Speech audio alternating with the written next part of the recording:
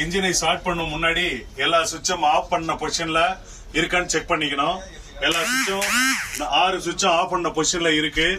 இப்ப நான் என்ன பண்றேன், பேட்டரியோட மெயின் கண்ட்ரோல் சுவிட்சை ஆன் பண்றேன். இந்த சுவிட்சை ஆன் பண்ண உடனே இதை ஆன் பண்ணிட்ட உடனே முதல்ல எனக்கு சாவியை ஆஃப் பண்ணிருக்கு. சாவி ஆஃப் பண்ணிருக்கு. இப்ப சாவி என்ன பண்றேன், 3 டிக்கி இருக்கும். இது 3 டிக்கில முதல் டிக்கி ஆன் பண்றேன். முதல் டிக்கி ஆன் பண்ணும் பொழுது நமக்கு ரூட் போர்டுக்கும் டாப் லைட்டுக்கும் உண்டான சுவிட்ச். அடுத்தது 2வது ஸ்டெப் ஆன் பண்ணனா டேஷ்போர்ட்ல 47 லைட் எரியும். 47 லைட் எரிஞ்சு வண்டி க்ளோஸ் ஆகும்.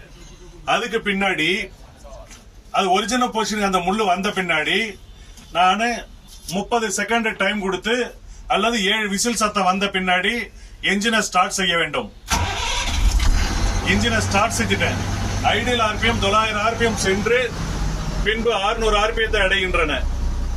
600 ஆர்பிஎம் அடைந்த பின்பு நான் கிளச்சை பயன்படுத்தி கிளச்சை மிதித்து முதல் கீரை பயன்படுத்தி ஆக்சிலேட்டர் கொடுக்காமல் வாகனத்தை நகர்த்த வேண்டும். வாகனத்தை நகர்த்தி 2வது கீருக்கு ஆக்சிலேட்டர் கொடுக்காமல் வாகனத்தை நகர்த்த வேண்டும். 3வது கீருக்கு மாற்றி 1500 ஆர்பிஎம் ஆக்சிலேட்டரை கொடுத்து 4வது கீர் மாற்ற வேண்டும். 4வது கீரில் 1500 ஆர்பிஎம்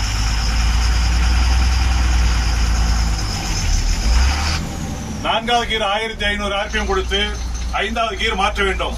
5வது கீரில் 1200 ஆர்பிஎம் கொடுத்து 6வது கீர் மாற்ற வேண்டும்.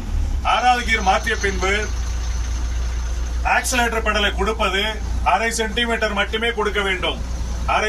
80 கிலோமீட்டர் வேகம் செல்ல 1/2 சென்டிமீட்டர் மட்டுமே ஆக்சிலேட்டர் கொடுத்து நமக்கு தேவையான வேகம் வந்தவுடன், பாதுகாப்புக்கு உண்டான வேகம் வந்தவுடன் காலை தளர்த்தி இன்ஜின் ரேசிங் பாயிண்டில் 50 மில்லிகிராம் அல்லது 2 mm இன்ஜின் ரேசிங் பாயிண்டில் பிடித்தால் நமக்கு பாதுகாப்பு கிடைக்கும்.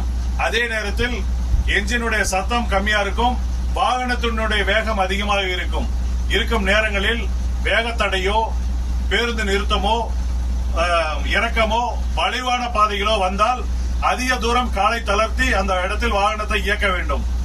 இயக்கி பாதுகாப்பான முறையில் வாகனத்தை நிறுத்த வேண்டும்.